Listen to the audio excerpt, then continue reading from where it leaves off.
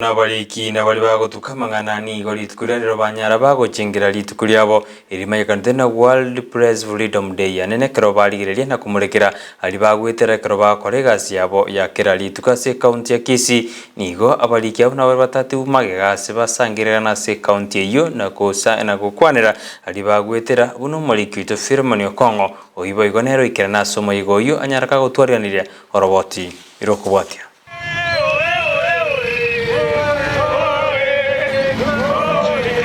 Kero mwaka omotienyo gatano chitariki 3 nerituko ryo gochengera obosibore bw'abaliki ensengima ase rituko rya rero abaliki korwa ensemo ya Gusii tibatigiri maega mbakora okorobekana ime omochi obosongo eryo gochengera rituke ririnene bakoragwa n'abateneneri korwa ase ebyombe awao buna KUJ KCA amona kiria kia Gusii Scribes ase rituko rya rero abange mbakwanira na korokia obuyabu obosibore bw'abaliki obo bwaireire ebitaseni ebinge kwigorwa aigase nse ya Kenya anene mono ase Gusii rero rituko rinene ryo gochengera obosibore bw'abaliki n'abatuki nima twatarire sabari ntambe sana twagatwarire channel ya meguru KBC kare bone tobwatigire station chinyinge TV chinyinge nechigaseti chabukire Hudson Araka Matara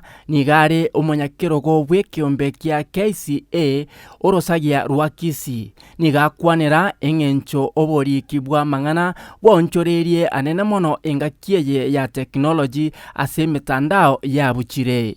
The theme of this year's day is journalism under siege from technology.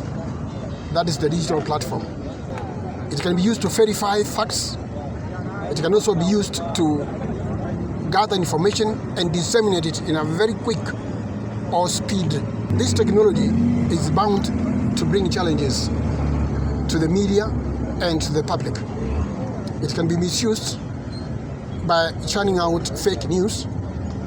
This is news that has not been verified. Joshua Araka nere n'omunyakirogo korwa ase kiombe kia Gusii Scribes nigo aganirie abananchi kobeka omorembe engakieye torigerereti obochori obonene boigo nakwanira buna abananchi babe maiso tibang'ainwa na mang'ana atari ekene. So we need you to accord us support and also ensure that we hold peaceful elections. Fake news is a big issue in this country, and as Kenyans we should be aware of the media outlets that pass information. Omonyakirogo bw'ekiombe kia KUJ orosagia rwa Kisii na Nyamira omosubati Janet Nyamwamu boigo oyore omoteneneri bw'egetaseni kia Ndizi TV nere nakwanira igoro y'abaliki koegwa obosibore neribaga engaki bagokora obotuki bwa mang'ana. Freedom to do stories and the freedom to get to the sources, to be giving us information, not to ask for us to pay for information or to keep us waiting. Freedom is vital in this profession of journalism. Reporter ya Ndizi TV Elietariane Philemon Okongo.